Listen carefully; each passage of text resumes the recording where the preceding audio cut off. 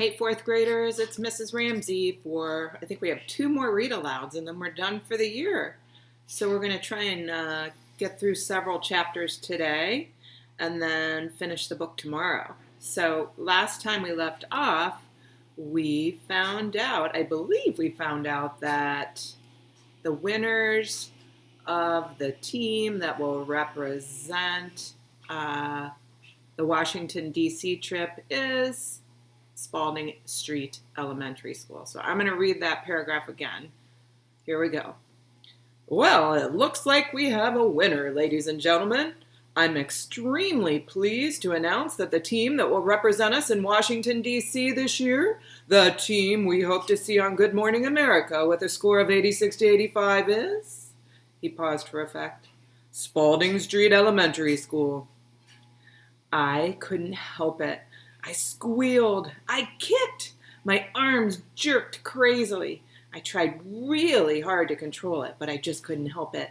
My body went a little wacko on me. Shut her up, I heard Claire hiss. Shh, Rose whispered through clenched teeth. Thank you for watching our telecast, Mr. Kingsley said, throwing a quick glance at me. Please join us in 2 weeks when we televise the finals from Washington. This is Charles Kingsley. Good night. He signaled that he was finished. The cameras blinked to dark, and the lights blessedly clicked off. I couldn't stop kicking. My arms acted like wind-up toys gone bananas. I screamed with joy. At least nobody noticed this time, because hoots and hollers abounded as dozens of people stormed the stage. Dad balanced Penny in one arm and the camcorder in another. Mom, Catherine, and Mrs. V rushed over to me and almost smothered me with hugs. Mrs. V tried to look as if she weren't surprised, but her grin seemed to be permanently attached. Mr. Dimming, the alternates, and all the parents of the rest of the kids on the team cheered and jumped and patted one another on the back. One of the parents streamed confetti over us. Balloons appeared from nowhere. Somebody in the studio turned the speakers up loud and played the song's Celebration. People started to dance. It seemed as if 1,000,000 pictures were taken. Amazingly, lots were being taken of me. I did my best to calm down and relax. Smile, Melody, called a guy with a baseball cap. Click, flash. Can someone sit her up a little straighter in her chair? Click, flash. Get a picture of that kid in the wheelchair. I think that guy was a reporter. Click, flash. Where's the winning team? Another reporter asked loudly. We want a team picture for the newspaper. Why don't you kids stand around Melody? Okay, now smile. Click, flash. I could barely see. Blue dots danced in front of my eyes. We want the winning team for a TV interview, someone else called out. Can we have them over here? People were shuffled around and a stagehand helped us set up. Connor, Rose, and Claire sat in chairs next to me. Amanda, Molly, Elena, and Rodney stood behind us. Mr. Dimming stood next to Rodney. I hoped that my hair looked okay and that I wouldn't look too goofy. The reporter silenced the crowd as the cameraman lined up and got into position. Good evening. This is Elizabeth Okoa of Channel 6 News. I'm here in our studio as we speak to students from Spalding Street Elementary School, victorious members of the winning team of the Whiz Kid competition held here tonight. These are 8 of the brightest young people in our community who buzzed their way to victory tonight. Let's meet them. We'll start with the alternates in the back row, the youngsters who fill in should one of the team members not be able to participate. Please tell me your names and ages, she asked as she put the microphone in front of each student. Amanda Firestone, age 12. Molly North, age 11. Elena Rodriguez, age 12.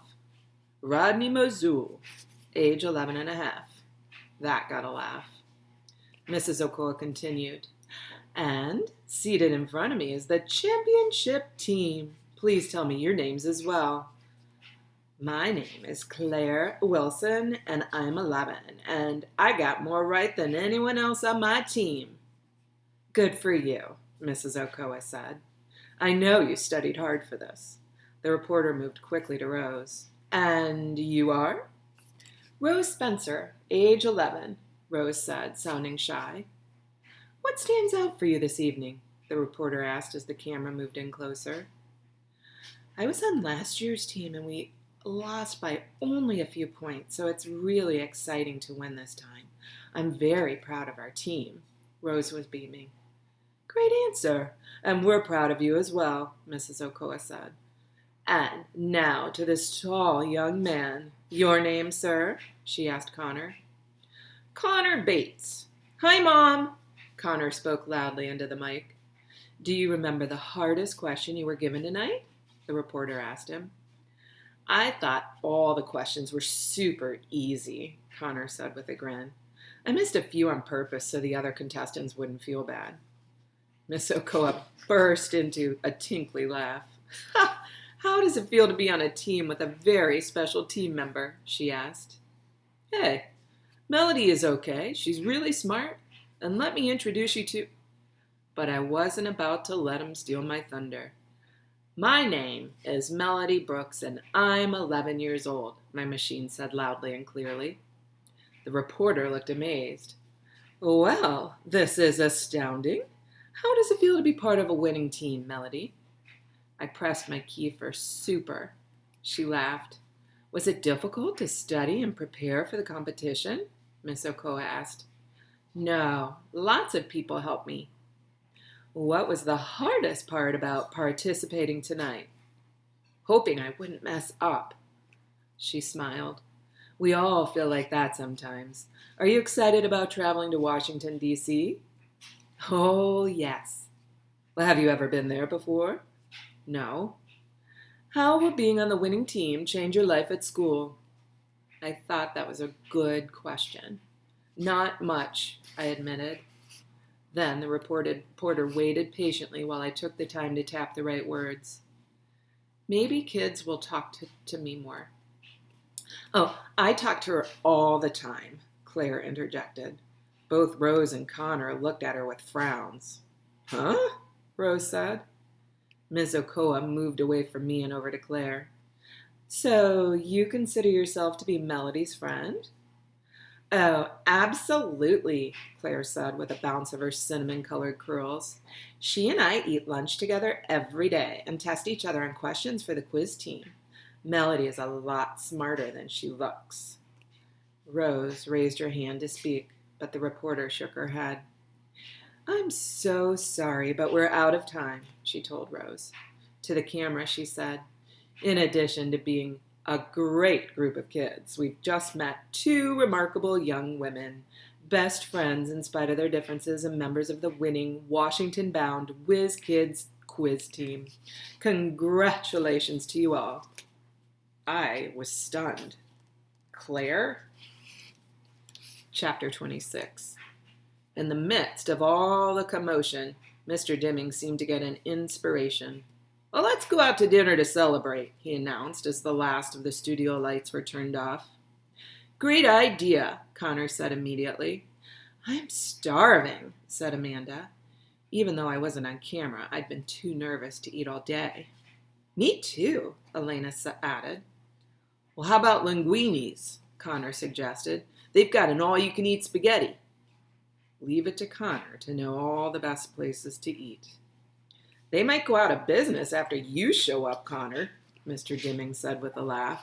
Don't go embarrassing me now. Oh, don't worry, Mr. D. My max is about 12 bowls of spaghetti. Linguini's is perfect, Rose's dad said. It's walking distance, just around the corner from the studio. These kids deserve a special night out. I looked at Mom, not sure if this was a good idea. Then Elena walked over to me and said, You'll come too, won't you, Melody? Yeah, Melody, Rose added. Come with us. You did really great tonight. We couldn't have won without you, Connor said as he buttoned up his coat. Their words made me feel like one of the helium balloons that some families had brought. Well, I wouldn't go that far, Molly said, glancing at Claire. Balloons do pop. You weren't up there, Connor reminded Molly. So you coming or not? Rose asked. Sure, I tapped. It will be fun. I glanced at Mom again, who nodded.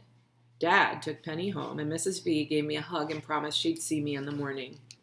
The air was brisk and the conversation silly as we headed for the restaurant. How many windows do you think are in that office building? Connor shouted, pointing to the tallest one we could see. 5,274, Rose answered. Man, you're good, Rodney said. How'd you know that? Well, how do you think I got on the quiz team? Rose told him. I've got smarts. She's just guessing, Molly told Rodney. You believe anything. The restaurant had been in that location for years. The outside entrance was designed to look like a bistro from a small Italian village. Painted grape leaves and tiny white lights decorated the bricks around the door. The door. When Connor's dad opened it for everyone to enter, Connor and Rodney bounded up the steps. The steps. 5 stone steps led upstairs to the dining area. Everyone, including Mr. Dimming, rushed past me and Mom. Finally, Connor's dad, the last to go up, looked at me, looked at the stairs, and the light bulb came on. Do you need some help? He asked. He was large, like his son. I bet he could swallow a few bowls of pasta as well. Mom replied, Would you be so kind as to ask an employee where their wheelchair ramp is located? As if glad to have something to do, Mr. Bates dashed up the stairs. Mom and I sat there in the cold, alone. A waiter, dressed in black, rushed down moments later. Oh, I'm so sorry. We have an elevator in the back, but it went on the fritz this afternoon. The technician is coming to fix it first thing in the morning. That's not going to help us tonight, is it? Mom told him. Her voice was tight, but not angry. I'd be glad to help you carry her up the stairs, he offered. No, I tapped. My eyes begged Mom. Mom told him, Just hold the door for us, young man. We'll be fine. He did just that. Mom turned her back to the stairs, got a good grip on my chair, tilted it back slightly, and took a deep breath. I was so glad we had decided on the manual chair this morning. Mom gently rolled the back wheels up the edge of the first stone step. Pull, roll up, bump, first step. Pull, roll up, bump, second step. Pull, roll up, bump, third step. She paused and took another breath. We'd done this before, many times. Pull, roll up, bump, fourth step. Pull, roll up, bump, fifth step. Then we finally rolled into the dining room, which was crowded with noisy, laughing customers. Over here, Melody, Mr. Dimming called as he saw us. Mom led me over to our very large table, and I was relieved to see that the group had left a spot for me. With all the kids on the team plus their parents, we took up a big chunk of the table space in the place. In some restaurants, the tables are too low for my chair, but this time I was able to slide perfectly into place. Mom helped me take off my coat, then sat in the seat next to me. She gulped the water from her glass and asked for a refill. The waitress began to take orders. Rodney and his parents ordered a large mushroom and onion pizza. We're vegetarians, Rodney explained. I had no idea. Can I get a steak, Dad? Connor asked. His dad clapped him on the back. Sure, I think I'll have one myself. For this one night, you get anything you want. Connor's eyes got large. A whole chocolate cake? You'll barf, boy, his dad replied. I want the pasta delight, Rose told the waitress, with extra cheese. Oh, me too, said Amanda. May I have the spaghetti and meatballs, please? Elena asked. Claire and Molly both ordered lasagna. When the waitress got to me and Mom, I was ready. I'll have mac and cheese, please, I made Elvira say. The waitress looked a little surprised, since most of the machine was tucked under the table. But she was cool and acted as if she got orders from Metatalkers every day. Sure, hon. Coming right up. You want some salad with that? No, thanks. She gave me a real big smile, then took Mom's order. Only my mom would order baked fish at an Italian restaurant. As we waited for our food, the cheerful mood continued. Our tables were covered with white paper instead of tablecloths, so everybody, including the adults, had been given crayons and markers. Look at this! I drew a giant monster rabbit, Connor said. He glanced at Rose's drawing, then added large green teeth to his own. And it's going to eat that wimpy bug you just drew, he told her. Rose laughed. Well, this is a poisonous spider, and it's going to bite your silly old rabbit. Rodney and Connor then lined up all the salt and pepper shakers and started tossing sugar packets over the barricade with forks and spoons as catapults. But I noticed that Claire, who was sitting next to Rodney, was strangely quiet and didn't even pick a crayon. Engage the enemy, Connor cried. Score! You weren't even in my territory, man. Besides, you tossed that pink fake sugar stuff. You only get a half point for that stuff. I sat and watched my teammates do such ordinary things. Drawing, laughing, teasing, joking. I really tried hard to look like I was having fun too, but all I wanted to do was go home. When the waitress finally brought the food, forks became important for eating, and the war ended suddenly. Conversation slowed down as everybody dug into their meals. Connor took a huge bite of his steak. This is the bomb, he said with his mouth full. Mom's fish looked a little, fishy as she picked at it with her fork. She and I were thinking the same thing, I knew. My food sat untouched in front of me. Our family goes out to restaurants every once in a while. Actually, Penny is more of a problem in a restaurant than I am because she's wiggly and excitable and she's likely to throw her peas on the floor. Usually, eating out doesn't bother me. Mom and Dad take turns spooning food into his mouth, and I ignore anyone who is rude enough to stare. But this was different. At school, I eat in a special area of the cafeteria with the other disabled kids. The aides put bibs on us, feed us, and wipe our mouths when we're done. With the exception of that sip of Coke at the competition, nobody on the team had ever really seen me eat. Rather, be fed. I didn't know what to do. My food sat there getting cold. I looked at Mom, and she looked at me. She picked up the spoon and looked at me with the question on her face. I nodded. Very carefully, she placed a spoonful of pasta in my mouth. I swallowed. I did not spill. I saw Molly poke Claire, and they exchanged looks. Mom spooned one more portion into my mouth. I swallowed. I did not spill. We continued, one spoonful at a time. I was so hungry. Nobody said anything, but I saw them look down at their plates with way too much attention. It got quiet. Even Connor stopped talking. Finally, even though my plate was still full, I pushed it away. Would you like to take this home, Melody? Mom whispered. I nodded yes, hugely relieved, and she signaled for the waitress, who also brought dessert menus. Being reminded of cake and ice cream cheered up Connor, who did not order a whole chocolate cake, but did order 2 slices. Rodney ordered apple pie, while Rose asked for pudding.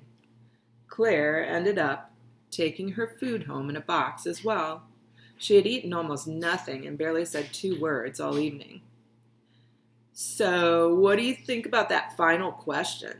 That was too hard, Rodney said. Oh, piece of cake, Connor replied, laughing at his own joke. He smeared whipped cream over his second piece of cake. Did you see the hair on that announcer? Amanda teased. It never moved. Must have been made of plastic, Rose said, laughing. What are you wearing to the DC competition? Rose asked Claire. Claire just shrugged. I wonder if we'll get to visit the White House while we're there, Amanda mused. That would be awesome. Well, I believe it's on our agenda for Saturday, Mr. Dimming replied enthusiastically. I'm excited about that as well. So, what's with you and Melody being best friends, Claire? Elena asked. Claire didn't answer, but she rubbed her hand over her forehead. I don't feel so good, she said weakly. Is it hot in here? No one had time to answer, for at that moment, Claire stood up suddenly, clamped her hand over her mouth, and stumbled from her seat.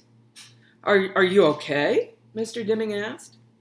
Before he could finish the question, Claire threw up all over his new shoes. Ew, gross, Connor said, obviously trying not to laugh. Oh, poor thing, Rose said.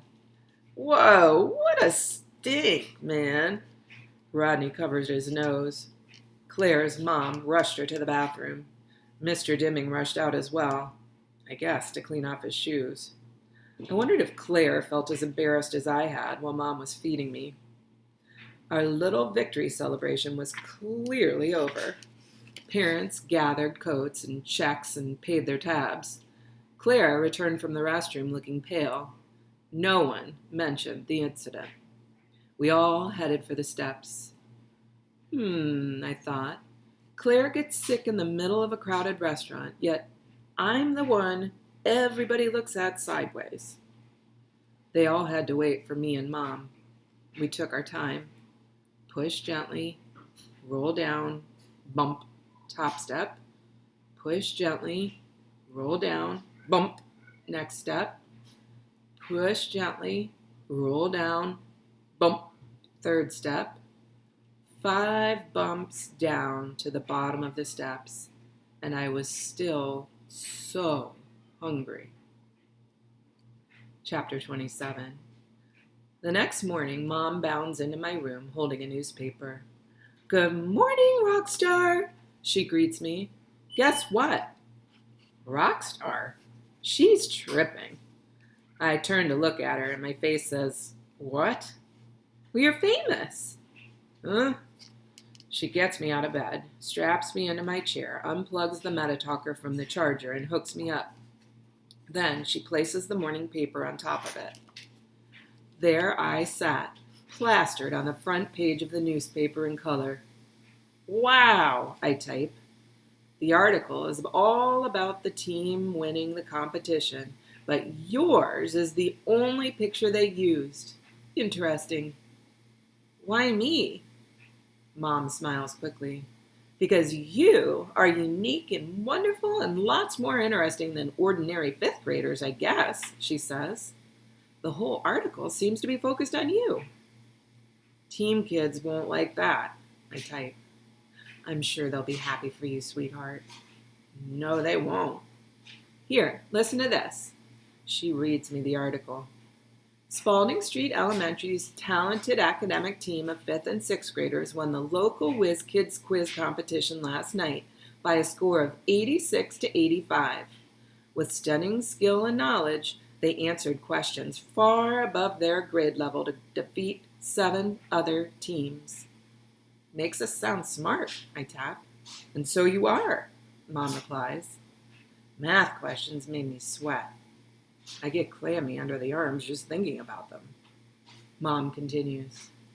Ooh, here's the part about you. Listen to this.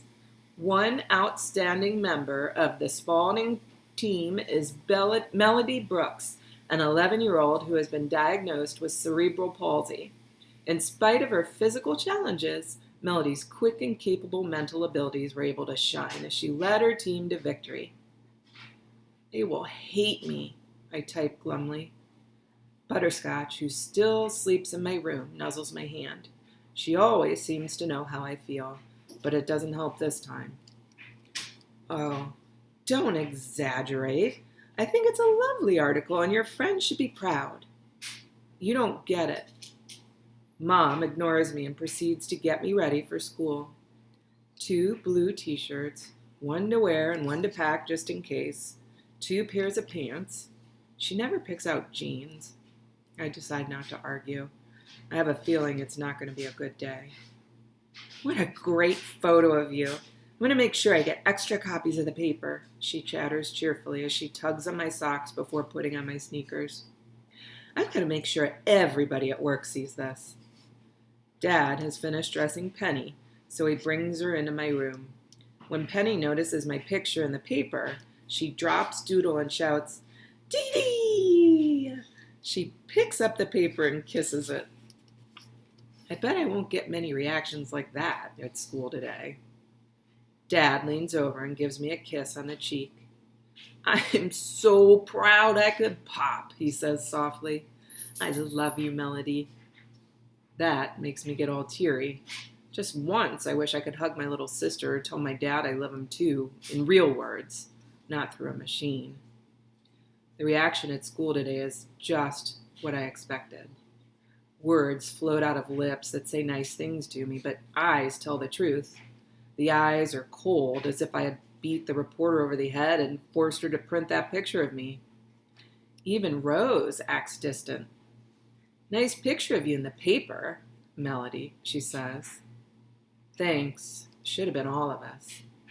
I think so too, Rose replies. I just sigh. I can't do anything right. I don't want to be all that. I just want to be like everybody else.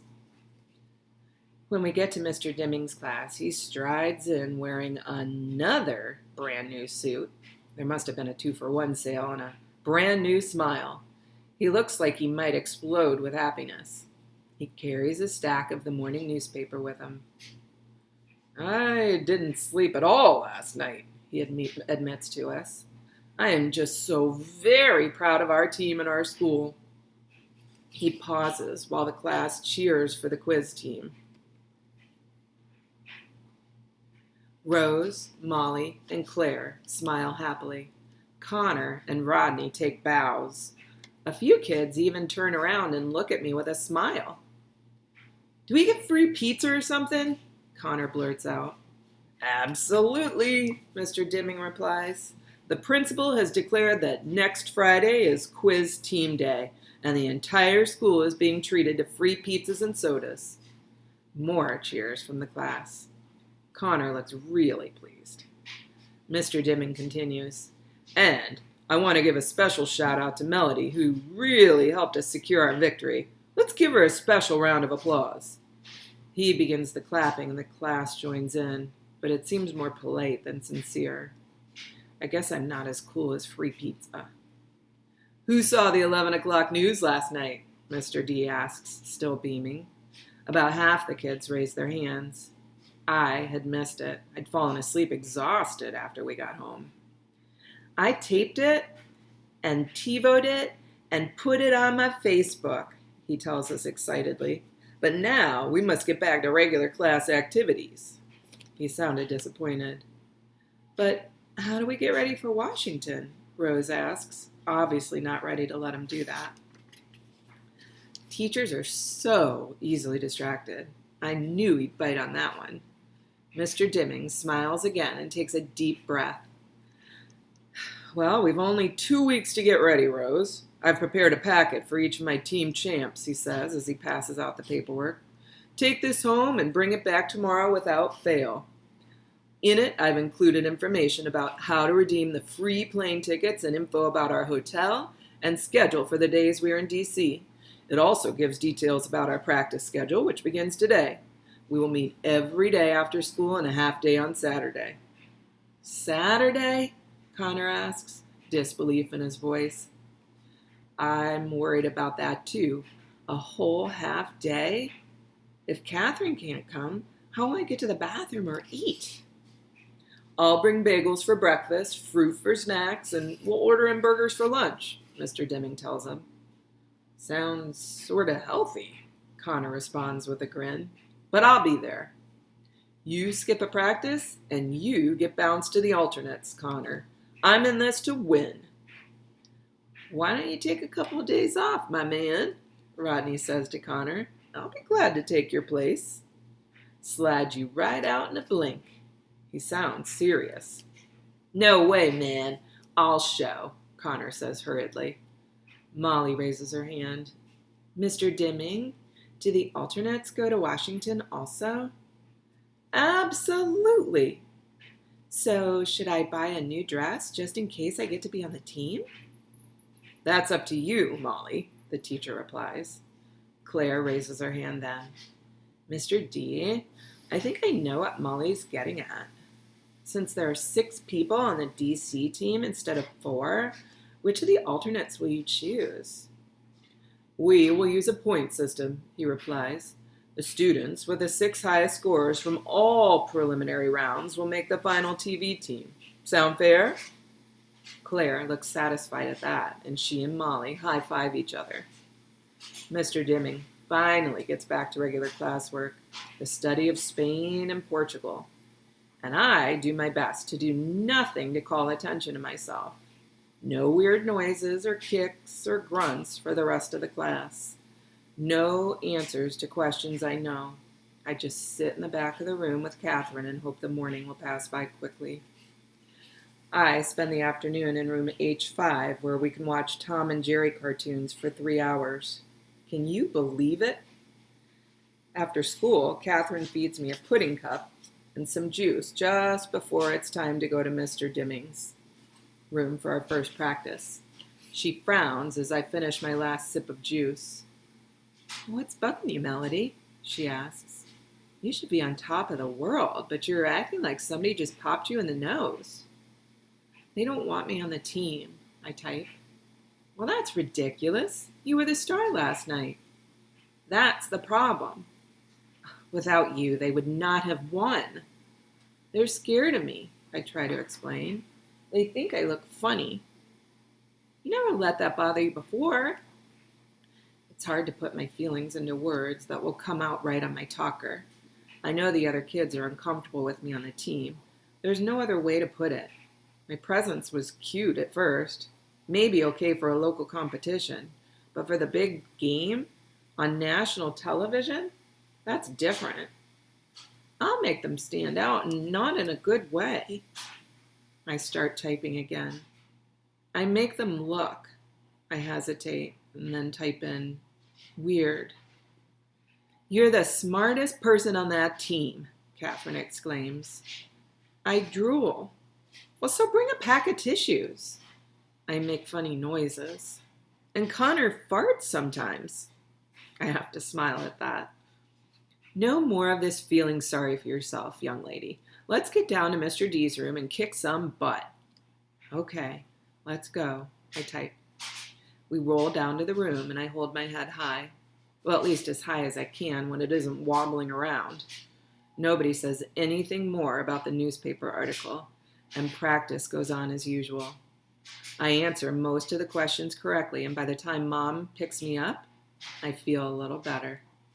But I do notice Rose and Claire and Molly whispering together as I leave. It could be about a new music video or a shopping trip to the mall, or could be about me. All right, I think we're going to have to stop here, and it's going to be a really long reading tomorrow.